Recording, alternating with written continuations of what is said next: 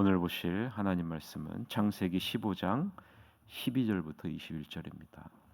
창세기 15장 12절부터 21절 보겠습니다. 해질 때에 아브라함에게 깊은 잠이 임하고 큰 흑암과 두려움이 그에게 임하였더니 여호와께서 아브라함에게 이르시되 너는 반드시 알라 내 자손이 이방에서 객이 되어 그들을 섬기겠고 그들은 400년 동안 내 자손을 괴롭히리니 그들이 섬기는 나라를 내가 징벌할지며 그 후에 내 자손이 큰 재물을 이끌고 나오리라.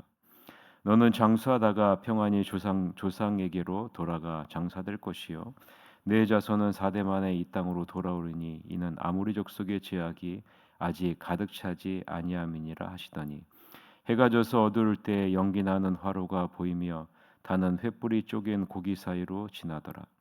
그날에 여호와께서 아브라함과 더불어 언약을 세워 이르시되 내가 이 땅을 애굽 강에서부터 그 큰 강 유브라데까지 내 자손에게 주노니 곧 겐 족속과 그니 족속과 감문 족속과 헷 족속과 브니스 족속과 르바 족속과 아모리 족속과 가나안 족속과 기르가스 족속과 여부스 족속의 땅이니라 하셨더라. 아멘. 오늘은 믿음의 눈으로 하나님의 계획을 바라보라. 믿음의 눈으로 하나님의 계획을 바라보라라는 제목으로 하나님 말씀을 보겠습니다. 해가 지자 아브라함이 깊은 잠에 빠지죠. 그때의 공포와 어둠이 아브라함을 짓누릅니다. 이때 하나님이 아브라함에게 말합니다. 이것을 알아두라. 내 후손이 다른 나라에서 나그네로 살다가 400년 동안 종살이를 하고 매질을 당하게 될 것이다. 그 후에 내가 그들의 주인으로 군림하는 자들을 벌할 것이고 그러면 내 후손은 재물을 가득 가지고 거기서 나올 것이다. 너는 장수를 누리다가 편안히 죽게 될 것이고 내 후손은 사대째가 되어서야 이 땅으로 돌아오게 될 것이다. 아직까지는 아모리 사람의 죄가 한창 자라고 있기 때문이다. 해가 져서 어두워지자 연기 나는 화덕과 타오르는 횃불이 갈라놓은 짐승 사이로 지나가죠. 그때 하나님께서 아브라함과 언약을 맺으시며 말씀합니다. 내가 이집트의 나일강에서부터 아시리아 유브라데 강에 이르는 땅을 내 자손에게 주겠다. 이 땅은 겐 사람과 그니 사람과 감몬 사람과 헷 사람과 브리스 사람과 르바 사람과 아모리 사람과 가나안 사람과 기럇 사람과 여부스 사람의 땅이다라는 것이 오늘 본문의 내용입니다. 여기까지가 우리가 본문 관찰을 전체적으로 본문을 요약해 본 것이라고 할 수가 있겠죠. 자, 그럼 오늘 본문을 통해서 우리는 이런 질문을 할 수가 있습니다. 첫째는 왜 공포와 어둠이 깊이 잠든 아브라함을 짓눌렀을까? 도대체 공포와 어두움이 의미하는 게 무엇일까라는 생각을 우리가 할 수 있겠죠. 두 번째는 700년 후에 일어날 일에 대해 하나님은 왜 아브라함에게 지금 말씀하고 계시는 것일까라는 것이죠. 세 번째는 하나님께서 직접 아브라함과 불로 언약을 맺으신 이유가 무엇일까라는 것입니다. 하나님은 아브라함에게 환상 가운데 나타나셔서 두려워하지 말라라고 말씀합니다. 하나님 자신이 내 방패이고 내가 받을 상급이 매우 크다고 말씀하시죠. 그리고 아내 사례를 통해 내 상속자가 있을 것이고 내 자손이 별과 같이 많아 큰 민족을 이루게 될 것이다라고 말씀합니다. 이것을 아브라함은 믿었다라고 창세기 15장 6절에 기록하고 있죠. 그리고 그것을 하나님은 의로 여기셨다라고 말씀합니다. 창세기 15장 6절 같이 한번 읽어볼까요? 창세기 15장 6절입니다. 시작. 아브라함이 여호와를 믿으니 여호와께서 이를 그의 의로 여기시고라고 말합니다. 자, 여기서 우리는 의가 무엇인지를 분명하게 짚고 넘어가야 됩니다. 자, 의라라는 것은요, 하나님과 올바른 관계를 맺고 있다라는 것을 의미하는 겁니다.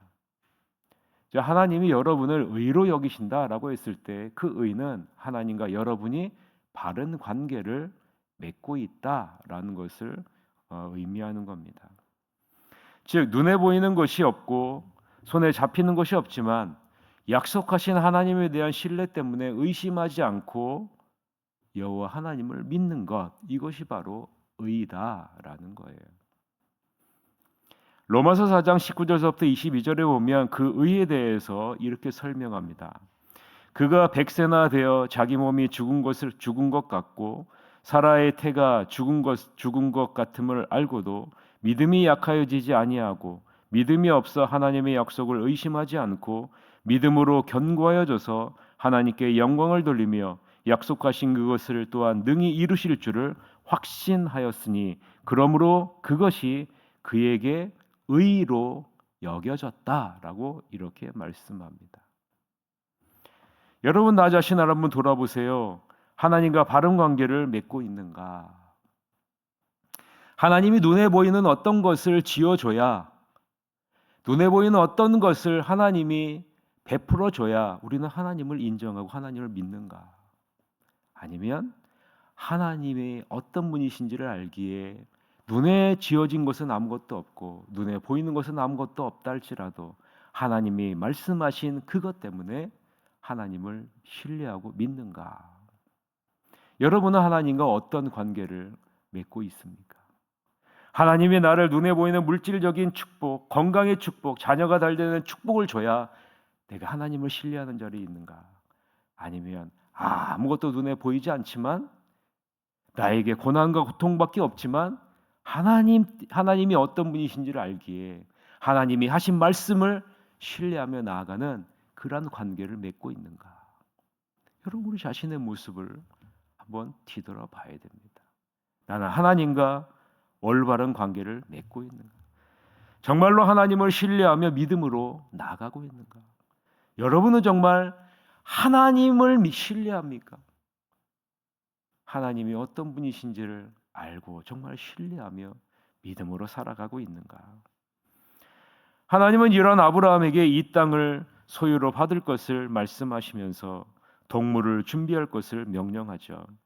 하나님이 명령하신 대로 제물을 잡고 그 중간을 쪼개고 솔개를 쫓고 있을 때 해질 무렵에 아브라함의 깊은 잠이 임합니다. 그리고 아브라함에게 큰 흑암과 두려움이 임하죠.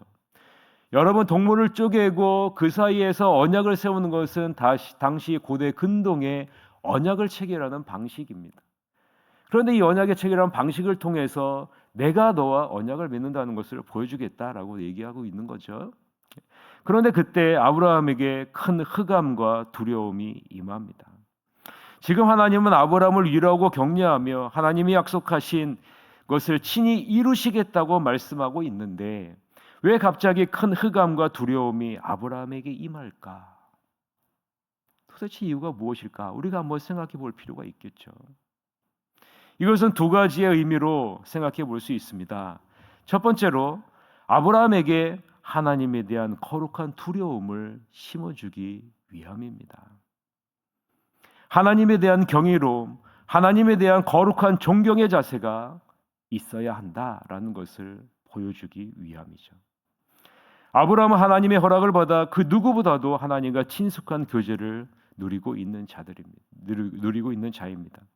그렇다 할지라도 하나님을 가벼이 여겨서는 안 된다라는 것을 하나님이 보여주고 있는 거예요. 엄밀히 따지자면 하나님은 창조주이시고 아브라함은 피조물이다라는 거죠. 하나님은 의로운 자고 아브라함은 죄인이라는 거죠. 이것을 절대로 잊으면 안 된다라는 거예요. 하나님이 세워주신 권위를 너희는 절대로 잊으면 안 된다라고 말씀하고 있는 거예요. 하나님에 대한 거룩한 두려움과 경외심을 갖지 않으면 여러분 우리는 항상 어느 자리로 갈 수밖에 없어요? 교만한 자리로 갈 수밖에 없는 거예요. 그래서 이러한 하나님에 대한 거룩한 두려움과 경외심을 늘 갖고 하나님을 대하라라고 지금 하나님이 말씀하고 있는 것이죠. 두 번째는 아브라함의 후손들이 먼저 애굽의 종살이라는 흑암과 두려움을 경험하게 될 것이다라는 것을 보여주기 위함입니다. 그 후에야 그 좋은 땅으로 들어오게 될 것이기 때문이죠. 애굽의 큰 흑암과 두려움이라는 고난이 없으면 여러분 한번 생각해 보세요. 우리에게 고난이 없다면 우리는 절대로 하나님을 찾지 않는 사람이지 않습니까?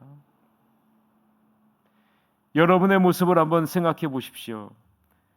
여러분 언제 하나님의 말씀에 순종합니까? 여러분 언제 하나님을 간절히 찾습니까? 여러분 언제 하나님을 우리가 기쁨으로 맞이합니까?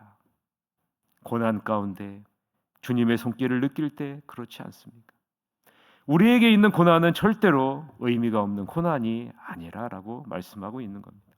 하나님에 대한 경외심을 갖고 하나님을 온전히 신뢰하는 자리로 우리를 인도하고 약속하는 그 하나님을 굳건하게 붙잡는 자리로 인도하는 것이 바로 고난의 목적이라는 거죠. 여러분, 고난이 하나님의 목적이 아닙니다. 고난의 시간이 흘렀을 때 하나님은 이스라엘 백성들을 애굽에서 인도하여 내서 어디로 인도하세요? 하나님이 약속하신 기쁨의 땅으로 인도하신다라는 사실을 우리는 기억해야 됩니다. 그래서 하나님의 목적은 고난이 아니라 큰 흑암과 두려움이 아니라 하나님의 언약의 성취라라는 것을 지금 하나님이 아브라함을 통해서 보여주고 있는 겁니다. 자, 그럼 하나님이 왜 700년 후에 일어날 일을 왜 아브라함에게 지금 말씀하고 있을까요? 그것은 하나님이 약속하신 것은 하나님의 계획하신 때가 되면 반드시 이루어질 것이다 라는 거예요. 지금 아브라함은 자신의 대를 이을 아들조차 없는 상황입니다. 어찌 보면 큰 민족을 이루겠다는 하나님의 약속은 불가능에 가깝죠. 그러나 하나님은 말합니다. 내가 반드시 이루겠다. 그것이 비록 아브라함이 죽은 이유가 될지라도 반드시 이루겠다라고 아브라함에게 말씀하고 있는 겁니다. 여러분, 이 사실은 절대로 잊지 마십시오. 하나님이 하신 약속은 반드시 이루어진다는 사실, 여러분 이 사실을 잊으시면 안 됩니다. 마태복음 5장 18절에 뭐라고 얘기합니까? 진실로 너희에게 이르노니 천지가 없어지기 전에는 율법의 1.1획도 결코 없어지지 아니하고 다 이루리라. 천지가 없어지기 전에는 율법의 1.1획도 결코 없어지지 아니하고 다 이루리라. 하나님이 하신 말씀은요, 하나도 땅에 떨어지지 않고 반드시 이루어진다라는 사실이죠. 이런 하나님의 말씀을 신뢰하고 그 말씀대로 살려고 몸부림치는 자가 어떤 자라는 거예요? 의로운 자라. 의로운 자라. 그래서 우리는 늘 하나님의 말씀을 가까이 대해야 합니다. 하나님은 이 세상을 아무 때나 심판하지 않는다는 것을 오늘 본문에서 아브라함에게 말씀합니다. 그 죄악이 가득해서 도저히 바라볼 수 없을 때 하나님은 심판하신다는 거죠. 하나님은 아모리 족속의 죄악이 가득 찰 때를 기다리신다라고 말씀하고 있기 때문입니다. 그 다음에 하나님은 이스라엘 백성들을 통해 가나안 지역을 심판하시는데 오늘날 죄악이 가득한 이 세상을 하나님이 왜 심판하지 않으실까라는 것을 우리가 이해할 수 있죠. 하나님은 지금도 이 세상의 죄가 가득함으로 죄의 무게를 달고 계신다는 사실, 여러분 이 사실을 기억하셔야 됩니다. 하나님이 일을 안 하시는 것도 아니고요, 하나님이 이 세상의 죄를 모르시는 것도 아니고요, 하나님은 지금 죄의 무게를 달고 계시는 겁니다. 그리고 죄의 무게가 한계에 다다랐을 때 하나님은 어떻게 하세요? 독생자 예수 그리스도를, 부활하신 예수님을 심판의 주로 이 땅에 보내실 것입니다. 마지막으로 하나님께서 직접 불로 내려오셔서 언약을 맺으시는 이유가 무엇일까? 하나님이 아브라함과 맺은 언약은 반드시 이루어지는 언약이다라는 것을 확증하기 위함입니다. 하나님이 직접 그 일을 이루시겠다라는 굳은 의지를 지금 아브라함에게 보여주고 있는 겁니다. 이런 하나님에 대한 확신을 가지라는 겁니다. 지금은 눈에 보이는 것이 없다 할지라도 예수님으로 말미암아, 여호와 하나님으로 말미암아 확신을 갖고 나아가라라는 거죠. 그러면 어느 때가 온다는 겁니까? 그 약속의 때가 반드시 이루어지게 될 것이다라고 말씀하고 있는 거죠. 여러분, 하나님이 하신 약속을 온전히 이루시기 위해 이 땅에 오신 분이 계십니다. 그분이 바로 예수님이시지 않습니까? 이 예수님이 친히 십자가에 피 흘리심으로 그 언약을 이루셨습니다. 하나님이 약속하신 것을 이루셨습니다. 그 언약을 이루기 위해 예수님이 오셨다는 사실, 그리고 이 예수님이 친히 십자가에 못 박히시고 죄의 권세를 깨고 부활하셨다는 사실, 그리고 이 예수님이 언약의 최종 확정을 지으기 위해 다시 오실 것이라는 이 사실, 이 사실을 여러분 잊지 마시고 오늘 하루를 승리하는 여러분이 되시길 바랍니다. 말씀을 맺겠습니다. 믿음의 눈으로 하나님의 계획을 바라보며 인내와 소망으로 하나님을 신뢰하며 하루하루를 살아내시는 여러분이 되시길 바랍니다. 그러면 하나님의 약속이 반드시 성취되는 것을 경험하게 될 것이고 여러분의 삶 속에 하나님의 그 축복이 가득 넘치게 될 것입니다. 이런 하나님을 온전히 신뢰함으로 의로운 자로 하루하루를 살아내신 여러분이 되시기를 주님의 이름으로 간절히 축원합니다.